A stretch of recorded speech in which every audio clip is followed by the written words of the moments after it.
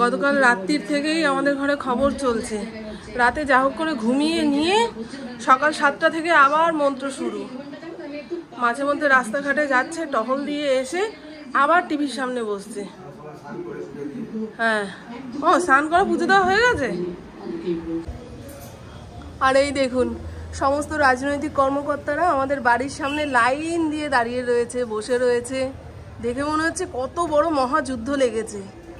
সব কিছু সামলে এরা বাড়ি ফিরবে।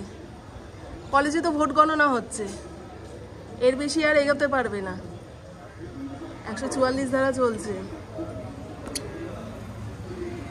যারা যে প্রার্থীকে ভোট দিয়েছে সেই প্রার্থী জিতে গেলেই ব্যাস, রং মাখামাখি শুরু। ইন্দ্রকে বলেছি, প্রধানমন্ত্রী মুখ্যমন্ত্রীর একটা ভালো বড় ছবি নিয়ে আসো, যে জিতবে তার গলায় তো মালা দিয়ে নাচতে হবে। বলছে হ্যাঁ আনবো। চলুন আমি আপাতত আমার সংসারের কাজকর্মগুলো শুরু করি। গতকাল বিছানার চাদরগুলো কেচে ওয়াশিং মেশিনের মধ্যেই ফেলে রেখেছি। গনগনে রোদে একটু মেলে দিতে না পারলে না গন্ধ ছেড়ে যাবে। গরম জলে ভিজিয়ে রাখা বিছানার চাদর একটু ভালো রোদে শুকিয়ে তুলতে হয়। ছাদটা পুরো তেতে পুড়ে উঠেছে, পায়ে হাওয়াই চটি দিয়ে আসিনি, দেখুন ছ্যাঁকা খাচ্ছি।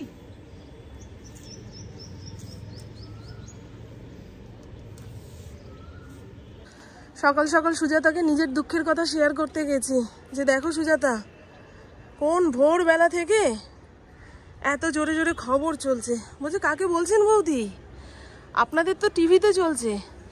আমার বর মোবাইল নিয়ে আমার মাথার সামনে প্রায় অর্ধেক রাত পর্যন্ত খবর দেখেছে।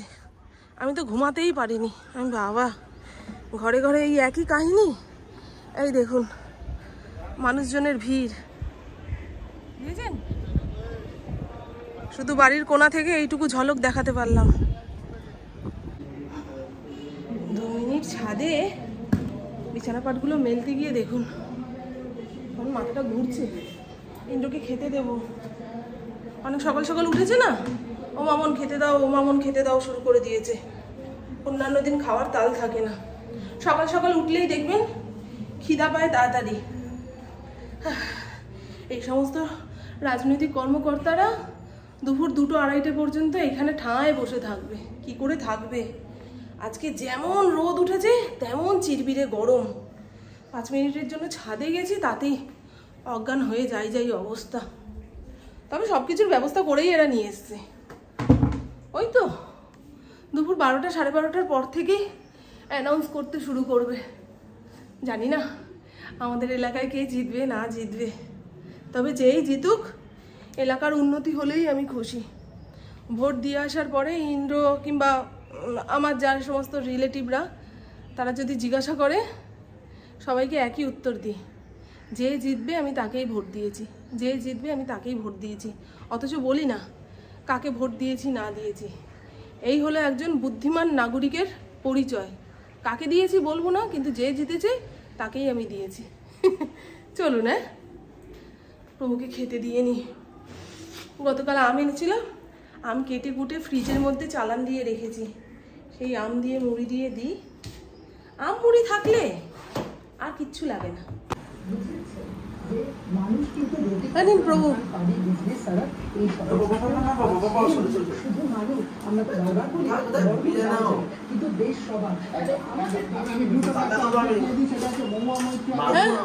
আরেকবার ডায়লগটা দাও, বলো বলো বলো বলো। আচ্ছা, কি রান্না হবে? একটু রাস্তায় গিয়ে দেখে আসি এই মুহূর্তে কতজন লোক আছে বাড়ির সামনে। এই দেখুন,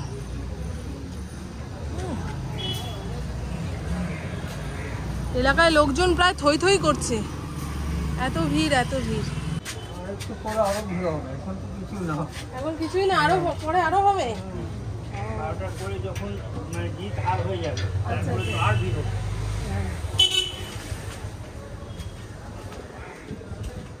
বুঝলেন, এই মাথা থেকে সেই মাথা পর্যন্ত সকাল 10টার মধ্যেই এত ভিড়। রাজনৈতিক কর্মকর্তারা বলছে এরপরে ভিড় নাকি আরো বাড়বে 12টা 12:30টার পরে। বাড়ির লোক বাড়িতেই থাকতে হবে বাবা, গেটের বাইরে বেরোনো যাবে না। চলো চলো চলো চলো চলো। আমার ফড়িং হচ্ছে আর এক ব্যস্ত মানুষ, মানুষ না প্রাণী। তাই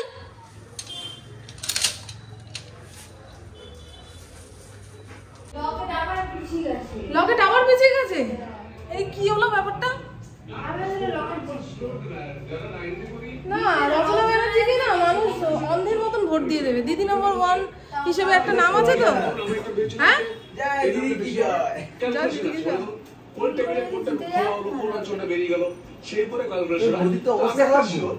কেন ইন্ডিয়া দেখো, ইন্ডিয়া দেখো 250। আরে পশ্চিমবঙ্গে তো তৃণমূলে জিতে সায়নী এগিয়ে রয়েছে। কাঙ্গনা রানাওয়াত কি এগিয়ে? কাঙ্গনা রানাওয়াত জিতে গেলে ও বলেছে ইয়ে ছেড়ে দেবে, সিনেমা ছেড়ে দেবে। কি বলুন তো, আমাদের ভোটার হিসাবে অধিকাংশই ওই নিম্ন মধ্যবিত্ত কিংবা একদম গরিব মানুষরাই ভোট দেয়। তারা দুর্নীতি বোঝে না, চুরি বোঝে না। তারা ভাবে সব কিছুর মাঝখানে তাদের পকেটটা একটু ভরতে পারবে, যে তাকেই আমরা ভোট দিয়ে বাঁচিয়ে রাখবো। এই হয়ে গেছে আমাদের ইয়ে। নাহলে চারিদিকে এত দুর্নীতি দুর্নীতি দুর্নীতি, মানুষের মাথায় কি অত যাচ্ছে? যাচ্ছে না। পুবু এখন টিউশনে যাবে। কি জানি স্যার কি এই সমস্ত খবর টবর দেখে না নাকি? মানুষকে খেলার খবর আর ভোটের খবর পাগল করে দেয়। সেই জায়গায় স্যার বলেছে পড়তে যেতে।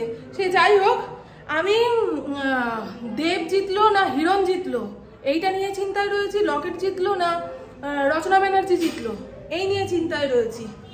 আজকে ইন্দ্রর মাটন খেতে ইচ্ছা হয়েছে, তাই সকাল সকাল এনে দিয়েছে। মাটন রান্না করব। আর আমি তো মাটন খাই না, তাই ভাবছি নিজের জন্য মাছ করব না যা হোক তা হোক রান্না করব। কি করব বলুন তো? কিন্তু ইন্দ্রর পাশে বসে যা হোক তা হোক দিয়ে খেলে রেগে যাবে। হ্যাঁ, ফ্রিজে কি মাছ নেই? একটু কষ্ট করে রান্না করতে পারলে না? আমরা মাটন দিয়ে খাবো, তুমি ডাল শাক পাতা দিয়ে খাচ্ছ। এখানে চিকেন ম্যারিনেট করা রয়েছে।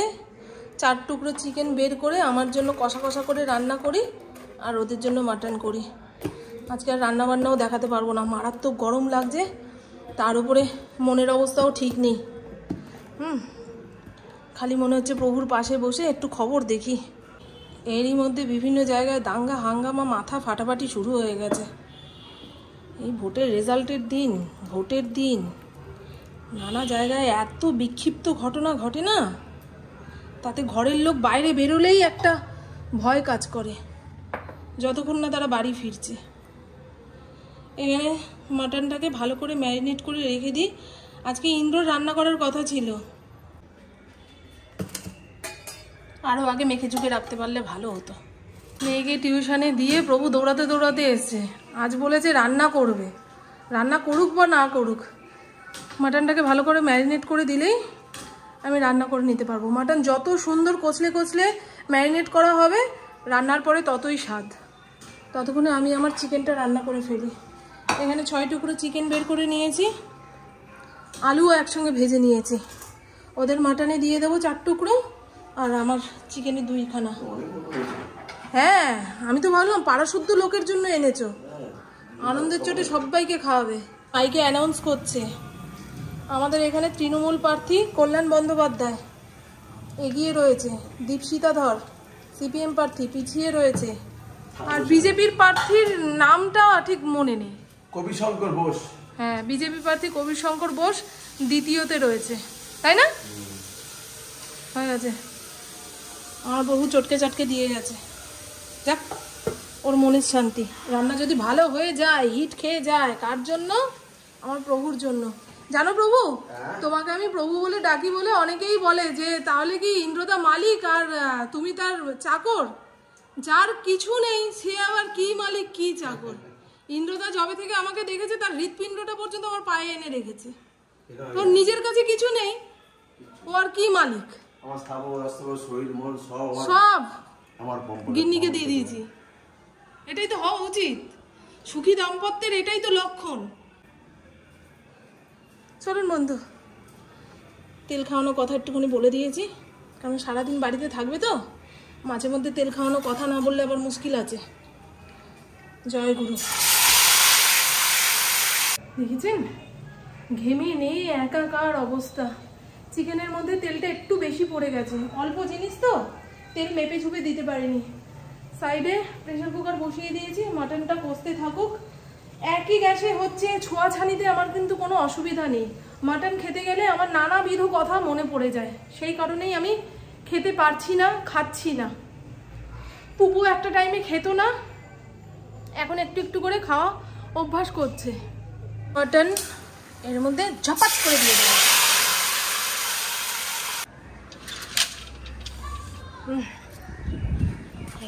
কি গনগনে রোদ উঠেছে, একটু পরে ছাদে যাব, চাদরগুলো নিয়ে আসলে শান্তি।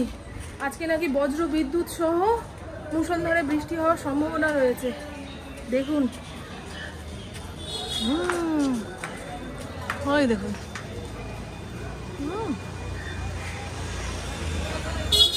এলাকার অবস্থা।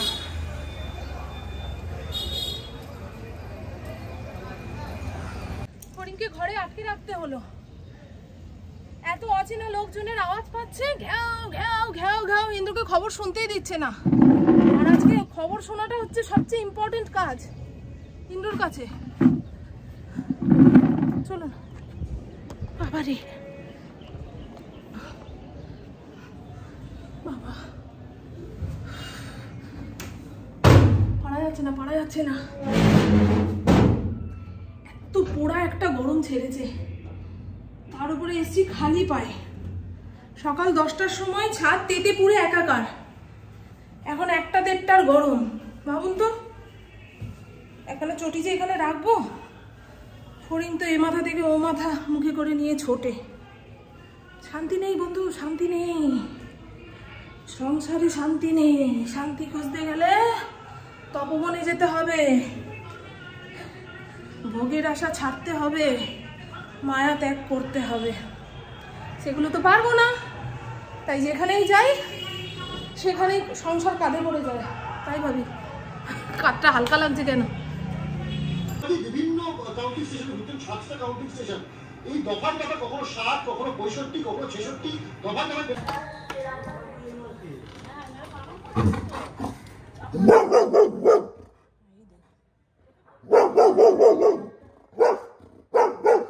554 votes. Shri Sundar Patro, 1568 votes. Nota, none of the above, 2023 votes. Total 2,09,326 votes. কল্যাণ ব্যানার্জি এগিয়ে রয়েছে, তৃণমূল প্রার্থী। আরে মাটনের ঝোল দেখলে যাদের জিভে জল আসে তাদের জন্য মাটনের কালারটা দেখালাম। পাতলা করে ঝোল রাখতে বলেছে, সেইভাবেই রেখেছি। লবণ মিষ্টি পুপু এসে চেখে দেখবে, যদি লবণ লাগে তো দেবে, আর না হলে বললে বললে। দেখেছেন, দাঁড়ান একটুখানি নাড়িয়ে চাড়িয়ে দেখাই।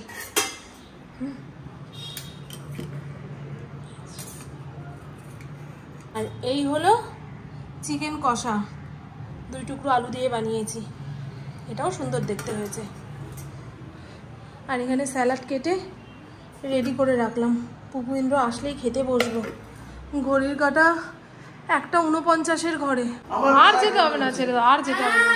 না খাও দাও, ঘরে বসে খবর দেখো। আমি আসার সময় টায়ার ফাটছে, আমি সেটাও ভাবছি ভুলি। আজকে টিভির পিকচার টিউব কেটে যাবে ভোটের খবর দেখতে দেখতে। গুড মর্নিং, শুভ সকাল বন্ধুরা। আজ হলো নেক্সট ডে, ঘড়ির কাঁটা 9:30 ঘরে। আজকে ওই 7:30 পৌনে 8টার সময় ঘুম থেকে উঠেছি। পরপর 7 দিন এই একই টাইমে উঠি, তারপরে আরও 15 মিনিট আগে ওঠার চেষ্টা করব। এইভাবে সকাল সকাল না উঠলে না দিনের অর্ধেকটা টাইম বিছানাতেই কেটে যাচ্ছে। ওদিকে রাত্রিরে ঘুমাতে দেরি হচ্ছে তো, সেই কারণেই সকালে উঠতে পারছি না। উঠলেও মনে হচ্ছে থাক আর 5 মিনিট ঘুমিয়ে নিই, 10 মিনিট ঘুমিয়ে নিই, এই করতে করতে ঘড়ির কাঁটা একদিক থেকে আরেক দিকে চলে যাচ্ছে। সে যাই হোক, কাল সকাল 7টা থেকে আমাদের ঘরে টিভি চালু হয়েছে। খবর খবর খবর খবর দেখতে দেখতে রাত্রির 8:30 পর্যন্ত। ইন্দ্র সাব ডিভিশনে গেল, কিছু কাগজপত্র সই সাবত করে দৌড়াতে দৌড়াতে বাড়িতে এসে আবার টিভি চালালো। সেই টিভি চললো রাত 12টা 1টা পর্যন্ত, একই খবর কিন্তু তারপর লাস্টে বলতে বাধ্য হলাম, এবারে টিভির পিকচার টুক কেটে যাবে দেখবে, কাল থেকে আর কিছুই দেখতে পারবো না। আর গতকাল ভোটের রেজাল্ট দেখে যেটুকু বুঝতে পেরেছি, আগেই বলেছি আমার রাজনৈতিক অভিজ্ঞতা সেইভাবে নেই, তবুও যেটুকু আছে সেটুকু দিয়ে যেটুকু দেখলাম সেটা হলো ভোটের আগে একটা মানুষ এক দলের হয়ে হেঁটেছে, এক দলেরটা খেয়েছে, আরেক দলে গিয়ে ভোট দিয়েছে।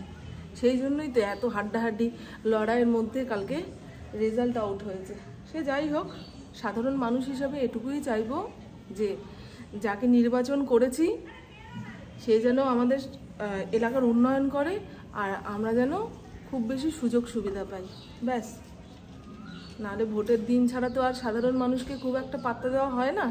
এই তো হাত জোর করে কতবার এই রাস্তা দিয়ে নেতামন্ত্রীরা যাওয়া আসা করেছে, ভোটের পরে আর তাদের দেখতে চাইলেও মানে পাওয়া যাবে না। সে যাই হোক, আমার বাবা একটা কথাই বলতেন, যে যায় লঙ্কায় সেই হয় রাবণ। এখন যে জিতে গেছে সেই রাবণ। এখন আমি সকালের কাজকর্ম সারবো। ইন্দ্র দেখুন এত ইন্টারেস্ট, কাল রাতে এই রাজনীতির আলোচনা করে খুব একটা পোষায়নি, সকাল সকাল সংসার থেকে সে দৌড় লাগিয়েছে। এখন আমার ভয় লাগছে, ফেরার পথে না বাজার থেকে কিছু নিয়ে আসে, আনবে না, সবই আছে। আর এই দেখুন আমার ছাদ বাগানে যে বেলি ফুলের গাছটা এই মাথা থেকে ও মাথা ছোড়াছুড়ি হচ্ছিল, সেটাকে এনে এই জায়গায় পুঁতে দিয়েছি, বেশ ভালো ফুল দিচ্ছে। বেলি ফুল গাছের অধিক ফুল পেতে গেলে ডাল ছেটে দিতে হবে, দেখতে ভালো লাগছে। তো চলুন বন্ধুরা, আমার বকবক আজকের মতন এইটুকুই। আপনারা সবাই খুব খুব খুব ভালো থাকবেন, নিজের শরীরে খেয়াল রাখবেন, সুস্থ থাকবেন, আর অল টাইম স্মাইল করতে হবে। টাটা, খুব ভালো থাকবেন। বুবুকে এখনো পর্যন্ত ডাকা হয়নি। গতকাল এত মাথা যন্ত্রণা করছে, এদিকে টিভির আওয়াজ, এদিকে এ একটা বলছে সে একটা বলছে, বাপ রে বাপ। আর আমার চশমাটা তো ভেঙে গেছে, এখন চশমাটা পরতে পারছি না বলে আরও বেশি মালুম করতে পারছি যে চশমা না থাকলে আমার চোখ খুলে রাখা অসম্ভব।